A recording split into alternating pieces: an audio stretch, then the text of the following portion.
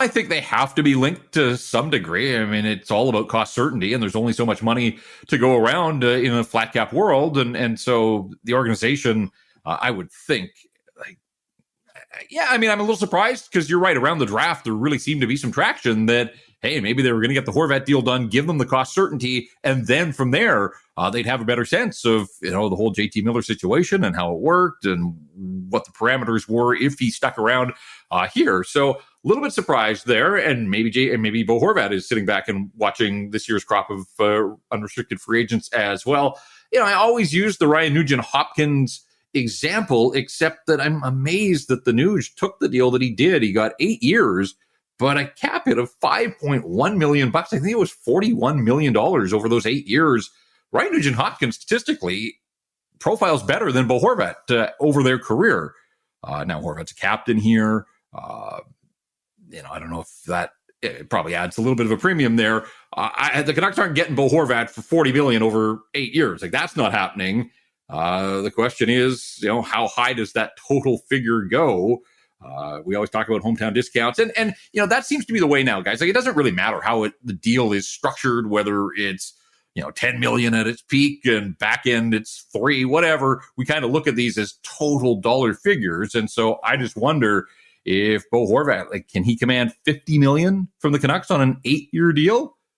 Do you think it will be the max extension for Horvat, Jeff? Like, obviously that's what he wants, but do you think the Canucks would be? Oh, I don't know. I don't think the Canucks have much of a choice. Like, I think the Horvat camp would say, like, this is a legacy player. He's a first-round pick. He's your captain.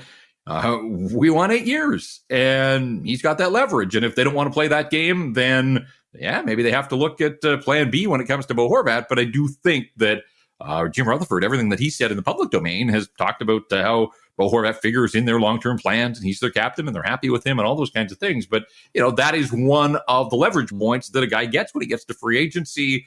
If you want him, then he get. And look, this is negotiation right now. Ultimately, they may find a way to bridge the gap, but I would think that the Horvat camp would, be set on an 8-year extension. Like, I don't think Bo wants, 4 or 5 years and then test the market again. Like, I think this is a way that he can secure his future. Not that he hasn't made a fair bit of money to this point, but this is one opportunity for him to absolutely hit a Grand Slam contract that's going to set him and his family up for generations to come. I think that they would be hung up on the 8-year contract at this stage of the negotiations.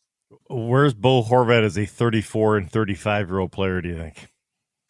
He's been pretty durable. I think his game, to me, sort of profiles that it shouldn't fall off too much. Just the way that he plays, he's not a speed burner. That's not his thing. As we said, I think he's been pretty durable. And sure, there's a risk associated in all of that. But like, he's 27, he'll turn 28 towards the tail end of this upcoming hockey season. That would get him to around 36. Like, I still think you would get 6 really productive years out of Bo Horvat, and then sure, maybe there's a bit of a drop off at the back end, and maybe you structure the contract that way so that there is an out for the team with a buyout or trades or whatever. But I just think, knowing the player, the way that he conditions himself, the way that he approaches the game, and the way that he thinks the game, like, I would think that there'd be very little risk in the first 6 years of an 8-year deal with a player like Bo Horvat. The advantage is I could envision him as a third or fourth line center, of course, down in those years. And by going 8 years, you reduce the cap hit, and you hope, and I think you can safely assume, it's not a guarantee, safely assume that, again, the cap is much higher in 8 years' time, so that whatever cap number you're at, it's going to be a smaller percentage of the cap at that point. So, I mean, it would seem kind of crazy to have a $5.5-6 million fourth line center, but it'll be a little less crazy in 8 years' time when you hope that salary cap is at $95 or $100 million. Yeah, and I thought this one through a fair bit, and it's mere speculation, and obviously comparables are always involved, and that's where I brought up Ryan Nugent-Hopkins. But I know that there are other guys that have signed big ticket long term deals, sort of that profile the same kind of player that Bo Horvat is. I just he's making 5.5 now. I don't see him getting a massive bump on an annual average value. Like, I think he gets into the 6s, but it's more that you're locking him up for 8 years. And that's where I come back to this idea of, $50 million total, which is just over $6 per. I think that's kind of the ballpark that he would be in. But maybe he and his camp have other ideas.